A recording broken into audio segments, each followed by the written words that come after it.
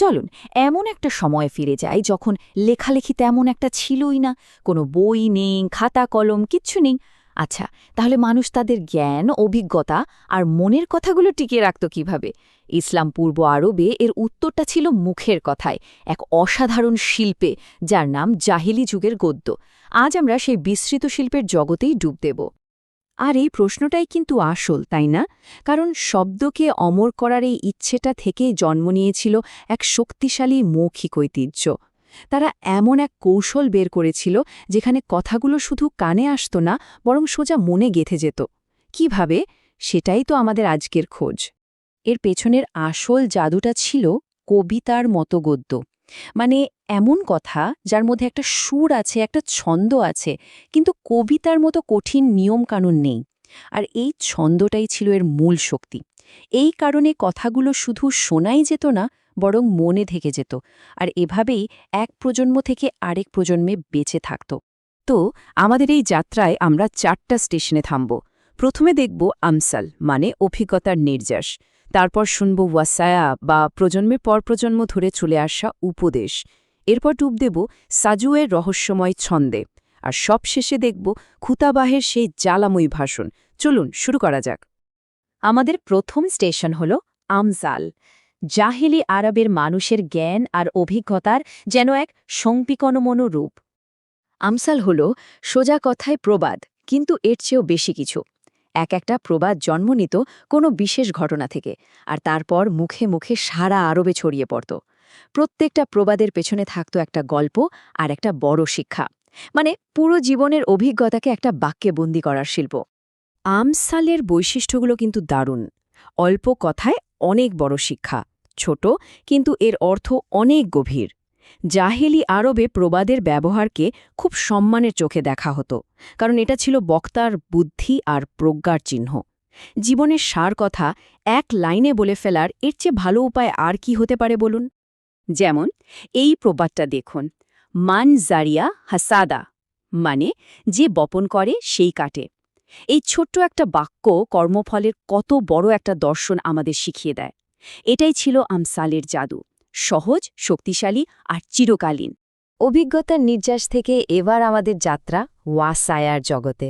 এটা হলো সেই জ্ঞান যা এক প্রজন্ম খুব যত্ন করে পরের প্রজন্মের হাতে তুলে দিত। ওয়াসিয়া মানে হল ওসিয়েত বা উপদেশ। যখন কোনো অভিজ্ঞ মানুষ, ধরুন বাবা মা বা গোত্রপ্রধান, মারা যাওয়ার আগে বা লম্বা কোনো সফরে যাওয়ার সময় তার জীবনের অভিজ্ঞতা থেকে কিছু বলে যেতেন, তাকেই বলা হতো ওয়াসিয়া। এভাবেই তারা তাদের সমাজের নিয়মকানুন আর মূল্যবোধকে বাঁচিয়ে রাখত। ওয়াসায়ার ভাষাটা ছিল খুব আবেগে। এতে শুধু শুকনো উপদেশ থাকত না, থাকত জীবন গড়ার জন্য দরকারি বাস্তব পরামর্শ। এর মূল উদ্দেশ্যই ছিল পরের প্রজন্ম যেন জীবনের সফল আর সুখী হতে পারে, তার জন্য একটা গাইডলাইন তৈরি করে দেওয়া। এর একটা অসাধারণ উদাহরণ হল উমামা বিনতে আল হারিসের সেই বিখ্যাত 10টা উপদেশ। তিনি তার মেয়েকে বিয়ের দিন এই কথাগুলো বলেছিলেন। সেখানে তিনি শুধু আচার ব্যবহার শেখাননি, শিখিয়েছিলেন কিভাবে সম্মান, ভালোবাসা আর বুদ্ধি দিয়ে নতুন জীবনে সুখী হওয়া যায়। জাহেলি গদ্যের এই নমুনাটা আজও অমর হয়ে আছে। এবার আমরা এমন এক গদ্যরীতির কথা বলবো যেটা ছিল বেশ রহস্যে ঘেরা আর কিছুটা অলৌকিকও বটে। এর নাম সাজু।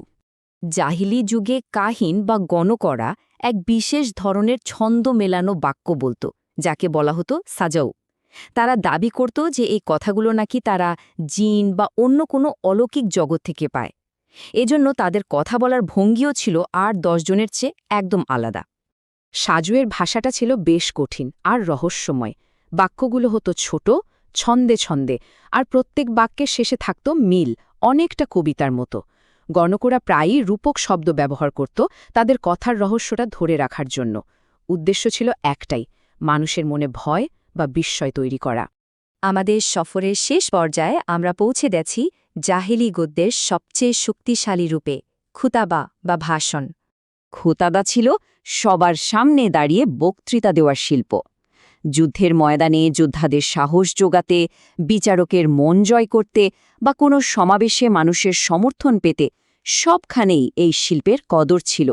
এটা ছিল নেতৃত্ব আর প্রভাব বিস্তারের সবচেয়ে বড় অস্ত্র। দৃশ্যটা একবার কল্পনা করে দেখুন তো, বক্তা, যাকে খতিব বলা হতো, কোনো উঁচু জায়গায় বা ঘোড়ার পিঠে দাঁড়িয়ে তেজি গলায় কথা বলছেন। তার হাতে হয়তো একটা তলোয়ার বা লাঠি, যা দিয়ে তিনি কথার উপর জোর দিচ্ছেন। তার যুক্তিগুলো ছিল ধারালো আর কথায় ছিল আগুন। এই শিল্পের সেরা শিল্পী মানা হতো কুস বেন সায়েদা আল ইয়াদ্দিকে।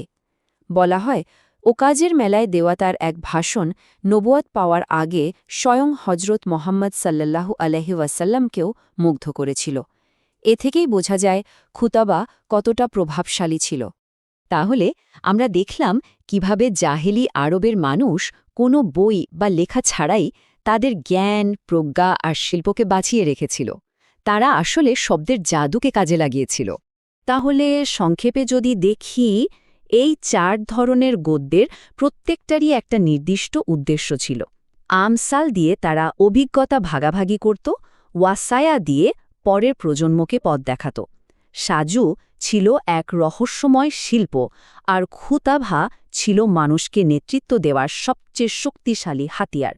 শেষ করার আগে একটা প্রশ্ন, 1000 বছর আগের এই মুখের কথা বলার শিল্পগুলোর মধ্যে কোনটা, কি মনে হয়, আজও আমাদের এই ডিজিটাল পৃথিবীতে কোনো না কোনো রূপে টিকে আছে? একটু ভাবলেই হয়তো উত্তরটা আমাদের চারপাশেই, আমাদের প্রতিদিনের কথা বলার মধ্যেই খুঁজে পাওয়া যাবে।